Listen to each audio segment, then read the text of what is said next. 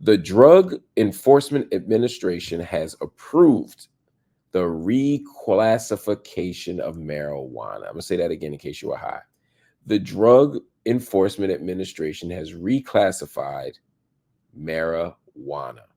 Weed is going to move from its current classification, which is as a Schedule 1 drug, along with LSD, heroin, etc. It's going to become a Schedule 3 drug with things like ketamine. Now, as we wait for the White House Office of Management to approve this proposal, and it will, it's important to mention that this decision will not legalize recreational use of weed on a federal level, but it's still like a pretty damn big step in loosening restrictions on marijuana use. This decision might only have a small impact on criminal justice cases that involve marijuana because, again, Biden pardoned people with federal cases of simple possession and use in 2022. So basically, if you had a federal weed case, you already beat it, right? But 38 states have already legalized weed for medicinal purposes. 24 states have legalized it for recreational use. And those numbers are only going to grow now that it's moved to a Schedule 3 drug, which gives governors and state legislatures the license, the wiggle room, the justification to relax weed laws. Again, it doesn't change what's on the federal books. The feds can still come for your behind if they want to, but they won't if the state is moving this way. The question for me is why? Why now?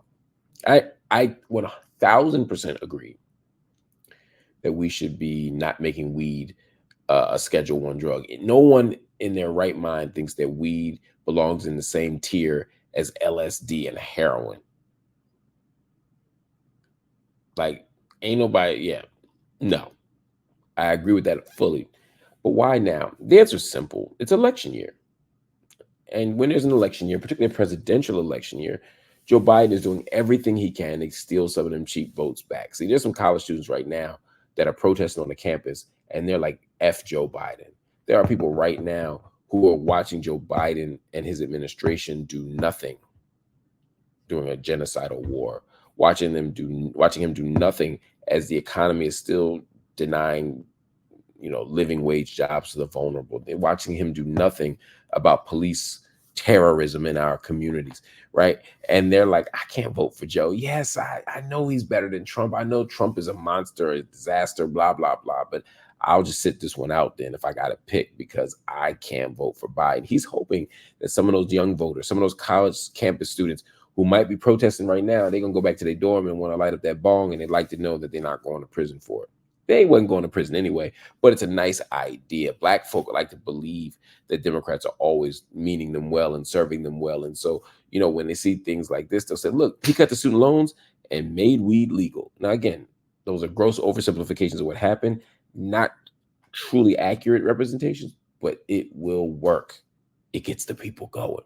So shout out to this country for finally getting mature about weed, finally getting mature about drug use. I'm hoping we get even more smart, more mature, more thoughtful about drug use because, honest to God, we can't stay here where we criminalize everything. I'm proud to say that things have moved along way faster than I could have ever imagined. At the same time, let's not use this as another way to pat ourselves on the back or to pat Democrats on the back for doing the obvious and then not hold them accountable for ways that they actually could be challenged and pushed to be better.